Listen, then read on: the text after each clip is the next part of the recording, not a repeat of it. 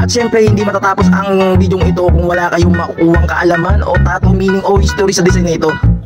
Yo, what's up? Magandang araw naman. Left Handed Tattoo Studio here, and ngayon maghihintay tayo ng client. Magdarating ngayong araw na to at ibablog natin kung ano ang mangyayari. Ang design niya ay geometric mythology ang gagawin natin atake dyan, tapos pointillism. So good luck na lang as mga gusto magpatato. Let's go! Visit na kayo sa Left Handed Tattoo Studio. Alright. Ito pala yung design natin ngayong araw na ito, isang Greek god mythology, at ang background niya ay geometric. Customized design pala natin to guys, at pinagsama lang natin yung dalawang design ng Greek god at geometric. Bali dyan nagsisimula na tayo sa bandang baba, at dot talaga ang gagawin natin dito, pointillism. Kumbaga maraming tuldok ang gagawin natin dito, kaya sobrang hirap at inabot kami ng mahabang oras sa paggawa nito. Sa pag-stencil pa lang matagal na kasi mano-mano natin ito binakat sa papel. Dito nagsimula muna ako sa baba. Bali inuna ko muna yung mga dot, tapos tsaka ko muna sinading ng block. Dito ang diskarte ko muna ay inuuna ko muna yung pattern gamit ang tuldok para may guide na ako para i-shadingan yung mga part na kailangan itiman bago tuldukan. Yun. Grabe, dito pa lang sa baba na to, sobrang detalye na talaga, kaya nahihirapan talaga ako dyan. Pero syempre, kailangan nating gawan at fokusan yan. Talagang doon ako na-challenge sa mga ganitong design eh. Talagang pinufokusan ko talaga yung paggawa na ito. Kasi syempre, panibago sa mata ng mga customer natin, tapos sa mga kliyente natin na makakita ng gawa natin. Syempre, bibigyan natin yung best dyan. Syempre, shoutout din kay boss. Napaka-solid at napakatibay. Hindi namin magagawa to kundi dahil sa kanyang pagtitiis at pagtitiwala na kaya natin gawin ito. Dalawang design talaga yung pinagpipilian niya dyan, kung geometric o yung Greek god na Atlas. Kaya sabi ko, sir, what if kung pagsamahin na lang natin, tapos edit ko ganyan. So yun, pinasa ko sa kanya yung edit ko na pagpipilian niya, at napili niya yung itong design na ito.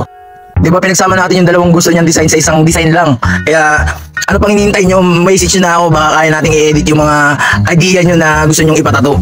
Dito ay nag-iba kami ng pwesto dahil hindi sakit ang kalaban namin ni boss kundi ang alay.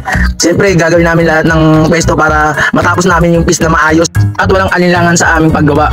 Alam nyo ba yung pinakamahirap na sitwasyon para sa mga artist ay yung maburahan ka ng yung stencil o reference na yung ginagawa sa oras ng tatuan. At dito talaga lumalabas yung pagka-artist namin, yung paano namin madidiskartehan yung problemang ito. Lalo na dun sa mga pinaka-madetails na part. At sa hindi sinasadya, ito ngayon nangyari sa atin, naburahan tayo sa bandang bigote at muka. Kaya ang ginawa natin dyan ay freestyle na lang talaga, at makuha lang natin yung kahit konti yung muka at yung pinaka-center of fraction ng design na to, ang mukha ni Atlas.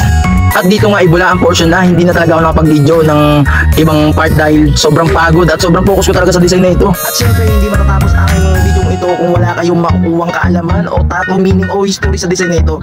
Kung pamilyar ka nga sa mga Greek god tattoos katulad nila Zeus, Poseidon o Ares, ang Greek god na ito ay isang magandang paraan para ipakita ang iyong pagmamahal sa mitolohiya.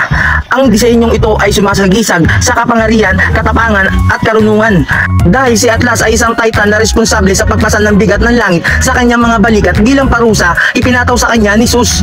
Ang Atlas ay sinasabing likas na matalino sa filosofiya, matematika at astronomiya. Ang tattoo na Atlas ay nagpapayag ng pagtitiis, tiyaga at determinasyon. Kung ikaw ay pagbibigyan ng pagkakataon na maging isang Greek god, anong klaseng Greek god ang gusto mo? I-comment mo nga dyan sa baba, at huwag mong kalimutang i-share at i-follow ang aking Facebook page at ang aking personal account para magkaroon ka ng 50% discount sa month of June. Kaya let's go na mga tatakaluwete. At sana nagustuhan nyo ang na-share ko ngayong araw na ito. At ito ang aking mga ibang kuwang video. Panoorin nyo guys hanggang sa dulo. Alright.